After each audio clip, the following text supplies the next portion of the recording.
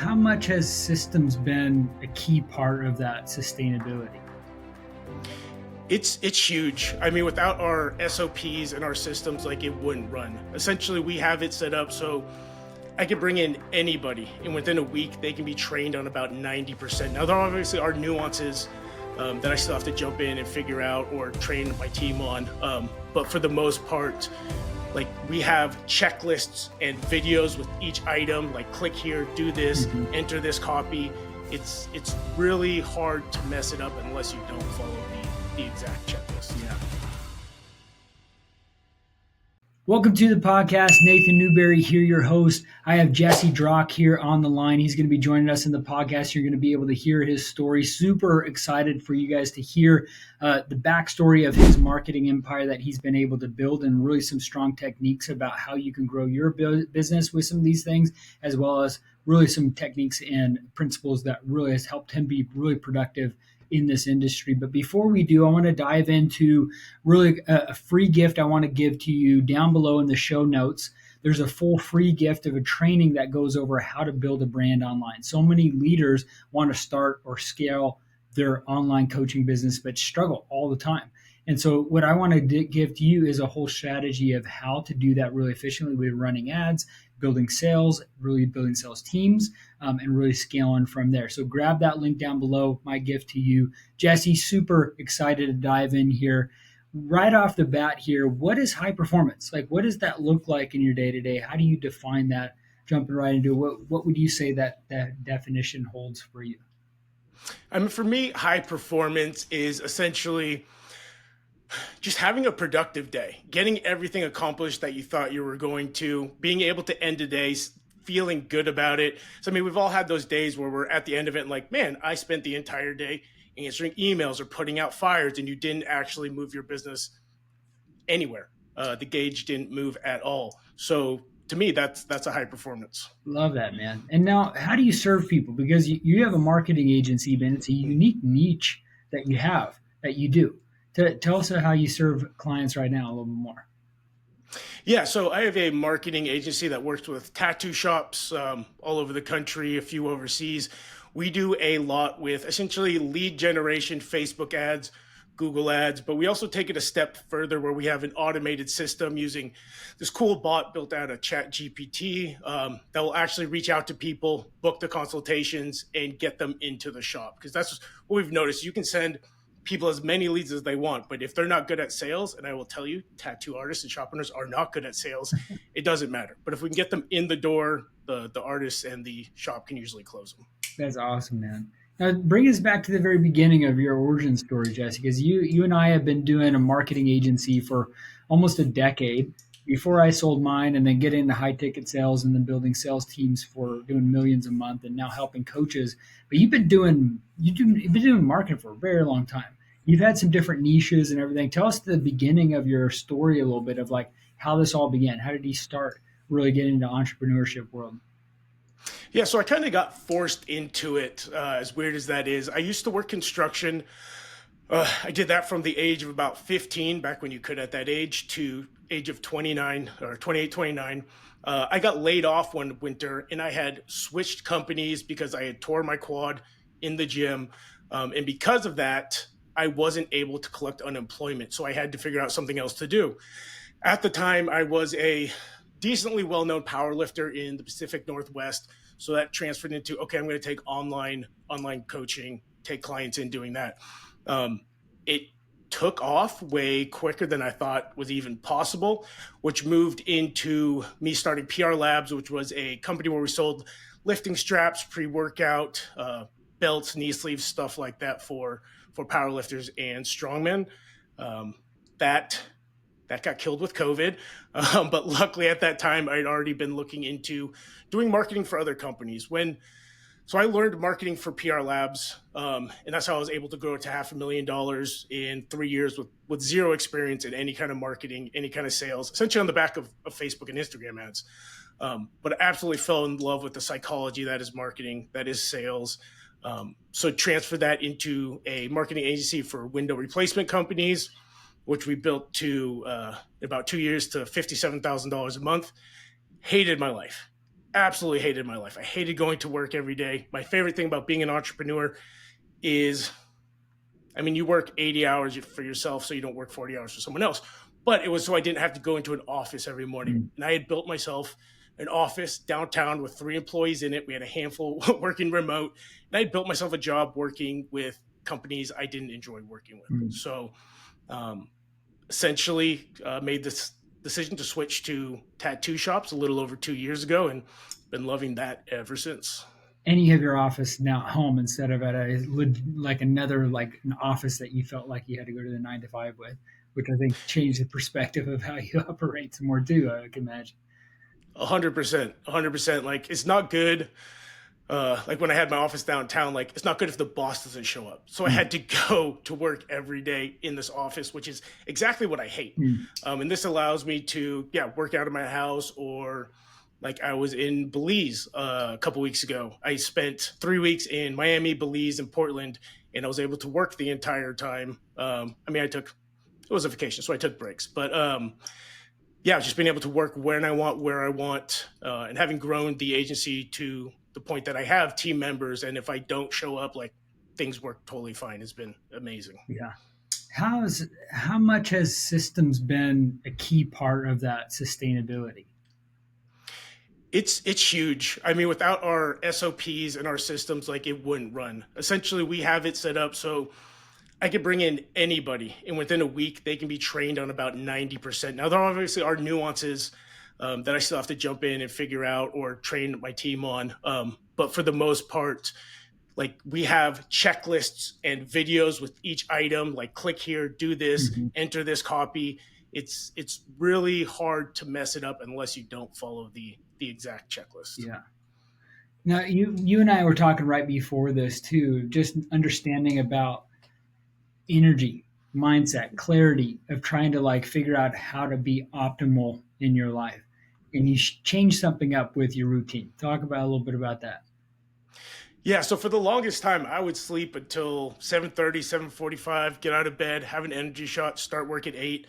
And a few months ago, I switched to getting up at 5:30, actually getting either a workout in, or if it's an off day, still taking the dog for a walk for 20 minutes, reading a little bit, relaxing, kind of getting my head right. And that has probably been the single thing that has given me the most productivity of anything I've tried. And I've tried everything. Yeah. um, but just being able to go into work feeling, having that energy from the workout, feeling refreshed, feeling good, being awake, having a clear mind, is an absolute game changer.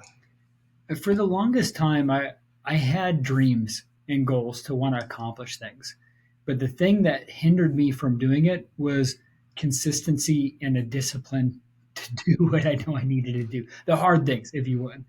And I remember really shifting into the gear. It took me really around 2 years to be consistent with waking up early in the morning, like you realize, and just working out. And that kind of primes the dopamine, the mindset clarity, like you're ready for the day. And if you batch everything together, like I do with working out, reading a book, posting on Instagram, that type of stuff, it ends up compounding pretty quickly of the things that you're able to do before 8 a.m. that most people wouldn't even be able to get to during the whole day. And so, like that efficiency with it, like how much of that has improved how you've been able to operate so far as a business as you're scaling and growing? It's been huge. Again, going into the day, getting those extra couple hours to work on the business before working in the business. And then, like you said, batching stuff. Like for us, like doing our social media posts, stuff like that, our podcasts, our webinars. Like I take a couple hours every week and I sit there and like I'll schedule out the entire week. Like for instance, our posts, like earlier today, I just spent 2 hours making and putting all our posts into Social Pilot to schedule them all out.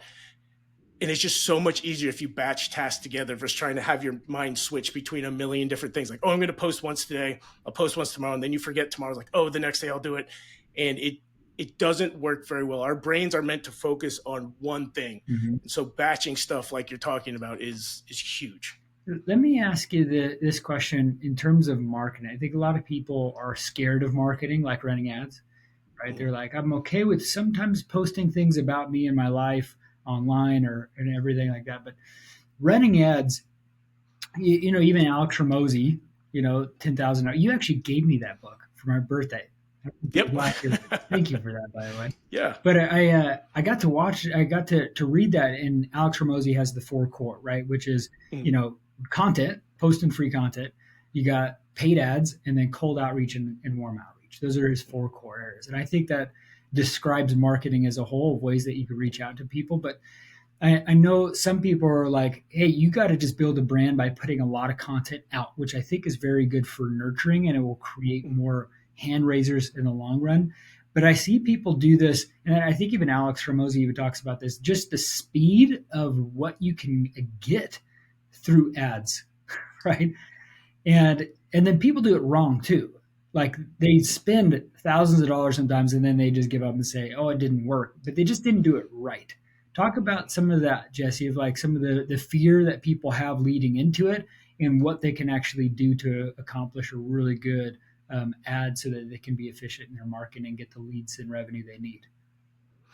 Definitely. So I have built in the beginning, at least all three of my successful businesses off the back of paid ads.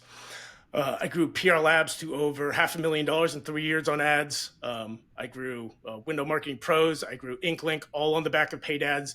It's essentially just a shortcut because yes, the organic stuff works. It's awesome when somebody sees your organic content comes to you. They're already pre-sold, but it takes a while. Uh, it takes a while. It takes consistency. Essentially, paid ads is just the bypass to that. Now, I know there's a lot of fear in spending money and getting no return. And this is something I was told, and this is something that I am a huge believer in. If you're going to run paid ads, you've never done it before, you need some money to say, if I don't get anything out of this, if I don't get a single client, at least I learned what doesn't work. And that's kind of how you go into it. I hired, so we don't do a bunch of cold email. It's just not something I am proficient in. So I hired a company probably 6 months ago to do our cold email, and it cost me $6,000. And I got 3 phone calls and 0 clients out of it. So I was not thrilled, but I went into it saying, hey, even if I don't get anything out of this, I'll know cold email at least is not the best place to put my money at this moment. So I learned something out of it. But for building good ads, it's really getting a good audience. That's one of the biggest things. You can have an ugly look, like everyone thinks you have to have these beautiful ads with these professional setups. I'll show you some of my ads. They're ugly as heck, but they've brought in clients. So it's all about audience and then split testing stuff, split testing your ads, your landing pages. Like we'll never run a campaign or an ad set without at least 3 different ads in it to test them. And you'll slowly see how things work. But yeah, it can be scary. It can be stressful, especially if you don't have a lot of money. Russell Brunson's a huge proponent of a thing called funnel hacking, where you essentially see what other people are doing. And I want to say this with a little asterisk. Like, don't be that guy that goes out there and exactly rips off somebody else's ads. That's a dick thing to do. But there are places like the Facebook ads library where you can go and you can see what any company is, the ads they are running, and you can see how long they've been running, and you can get a good idea of what works. Like you can see the ads, you can see the landing page when you click on it. It'll kind of give you a good idea. Now, it doesn't tell you the audience, which is a huge part of that, but at least it gets you pointed in the right direction without spending a ton of money on something that isn't going to work. What would be a good way to start? I think most of the time people are like, I don't have enough time to do it. And talk to us about the opportunity that is hidden behind the not doing it, right? And and then also some like practical steps that they should do to start. Definitely. So some practical steps to get started. I would say, again, kind of researching what other people in your niche are doing. And then just spend 2 hours, put it on your calendar, spend 2 hours going to Canva, create some ads. Start, in my opinion, is always start with Facebook and Instagram marketing. And when I say that, I don't mean boosting a post. I mean, go into the ad manager, spend an hour or 2 on YouTube learning how things work in there. So you're not going in there completely blind. I mean, the amazing thing and the creepy thing. Have you ever seen The Social Dilemma? I haven't watched it yet, but I know what you Okay. mean. I know. Yeah, this is what I do for a living, and I deleted Instagram and Facebook off my phone watching it. But they know so much about it, and that is the power in advertising through them. Is they know who is going to do what. They know what people are looking for. So if you can figure out Facebook and Instagram advertising, and again, you spend a couple hours doing it, you'll be ahead of 90% of people. I mean, almost every tattoo shop we talk to boosts posts. Maybe less, I would say less than 1% actually go into the ads manager and do it correctly. But that's a really, really good place to start, is learning how to do that. And again, as soon as you get that first client from a paid ad, you're hooked. You're like, oh, this does work. And again, I've done this over e-com. I've done this for marketing for contractors, for tattoo shop owners. Like it works for everybody. Anything, pretty much anything. So talk about like the opportunity too a little bit more. Like I think people don't even realize it as much of like if they put $1 in, like they can get a big return pretty quickly, right? 100%. And I think people think, okay, if I put money into some things, I want a return on it. So is it return on investment is the idea that they're thinking, because they want to be able to see that. And they've thrown money away because they've done it wrong. What are some specific ways that you think of that can help people that that works, and then most of the time where people struggle with? Definitely. So I can actually, what I was doing is I was pulling up our numbers for last month. I spent $2,126 on ads. We signed 10 clients, which in the first months, because we do a setup fee, was $8,500 in return off that $2,100. And then we do a 6-month agreement. So that's $5,500 in reoccurring revenue. So I made, after that 6 month, about $36,000 off spending $2,100. I'll do that all day. Yeah. I'll do that all day. Yeah. And again, I've been doing this for a while. We've split tested a lot. You know, we spend $2,000 to $4,000 a month in advertising. But the opportunity of when you get this right is scaling your business at a speed that you can't even imagine. Like right now, my biggest constraint in our business is making sure we have the right people in the right chairs. We essentially have an unlimited funnel. Like I put in $1 and I immediately get $4 out.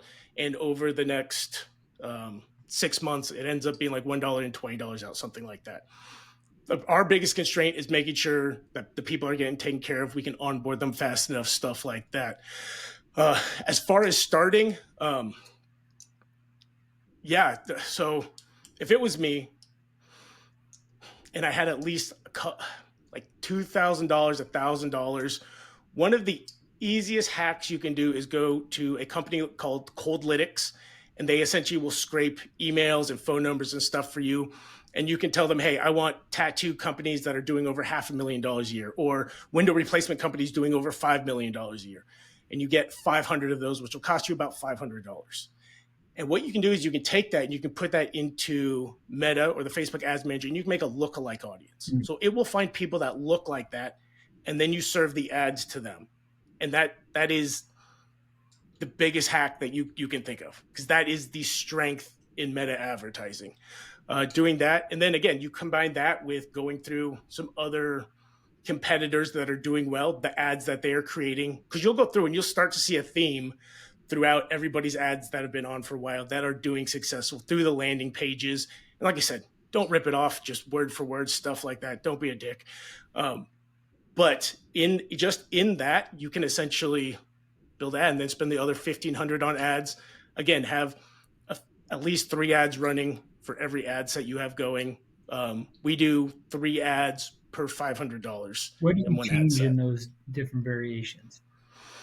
So the first thing we always change is the image. Like the copy will be the same. First thing will be the image. Another thing that we'll test is the audience. Like if we have a good image, we know it's going to work. Then we'll do another one and it'll have 3 different audiences. And because you can go in and you can, so let's say you have that lookalike audience, you can still define it further by how old somebody is, male or female. Like almost all of our ads go to males because 98% of our clients are. Like if we're sending it to females, it's typically just a waste of money for us. but you can also target by income. Like Meta knows the zip codes with more money and where those people live. And so you target by the top 10% income earning in zip codes in the US. That's huge. You know they have the money for your service. That's what we do with tattoo shops when we work with them, is we get rid of that lower 50% and you get rid of all the tire kickers, the people that want little banger tattoos for $50 and that can afford a couple $1,000s in a back piece. So you're an obsessive learner like me and so many of the listeners here. I mean, the way I designed this is for people to be able to walk their dog, go to the gym, do the dishes, be able to listen to something for 20, 30 minutes to really kind of help them be primed and ready for how to build and scale their business. And there's some habits and principles that underline most obsessive people. Many of them is like learning. Like talk about like that journey with you of like being obsessed with learning and growing, that journey in a lot of areas of your life. What does that look like? Yeah, so I'm always reading a book. I'm always watching YouTube videos. I'm in a paid group, that one that's coming up in Miami, and have mentors, stuff like that. And you can learn a lot of really good stuff on YouTube for free. Like when I started doing this, there wasn't shit on there. There was a lot of trial and error. These days, you can essentially learn everything.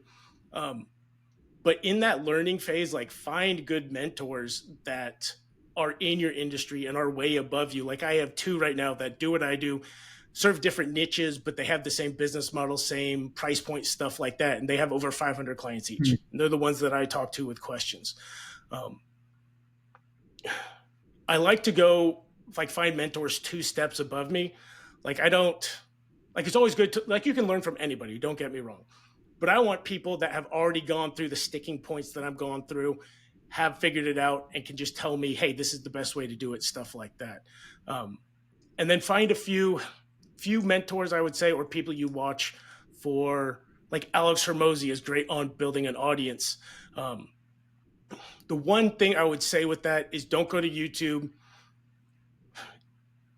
Find 10 different people who run ads 10 different ways and then try to do all 10 of those, right? Like find one, find a good system, get good at that, and then go further. Like we talked about earlier, we are starting to actually put time and money into our YouTube channel because we've started to bring clients in from that. That is our next avenue because we know how much money we can put into Facebook and Instagram and get a return on that. And essentially with how big the population is, we can just scale that, not infinitely, but pretty close. But we have that dialed in. So now that we have that dialed in, we're going to jump into another way to start bringing leads and interested clients in. Yeah, man. Dude, Jesse, this has been a fun conversation. I hope people got to learn a few different things of how important it is to be a high performer, dial in some of those disciplines, be obsessive about learning. The way I think about this too, just for the audience here, is theme your focus. So there's knowledge to be had everywhere, but what you need to focus on, if you don't have enough leads and you don't have enough revenue, figure out how to do ads, right? Figure out how to do sales. And if you're struggling there, go find a job doing sales. That's going to be a skill that you're always going to learn. That's where I learned a lot about sales. And then it's also an overlap with marketing too, because if you know how to do that well, not in a manipulative way, but just understanding how human behavior works, you're also going to really learn a lot in marketing. So that's why I want Jesse to be on this podcast, so you can really learn a lot of expertise to do that. Go follow him, go connect with him. I'm going to put his links down below in the show notes. I also have down in the show notes that training that's going to be super helpful for you to build that brand, doing sales and marketing. That's going to be super helpful for you. Jesse, super thankful for your being on the podcast. I think, where can we find you most? And I'll put everything down in the show notes. So our Instagram is Inklink Marketing, and then our YouTube is just Inklink. Okay. We also have a podcast, Tattoo Marketing Secrets. And that's one more thing really quick. If you don't have a podcast, create a podcast. Yeah. We get so many clients from that. We put very little money into it. And then just consistency on it. Like 97%, I think it was 97% of people will start a podcast and then don't get past episode 10. Right. We didn't get our first client until episode, it was either 17 or 27. We're on like 65 now, and we get clients from it every week. It is the easiest, cheapest thing you can do. Podcast is huge. Definitely start one if you haven't. Yep, 100%. Well, thanks again, Jesse. Again, we'll put all those things down in the show notes. Thanks for tuning in, and we'll check with you in the next episode.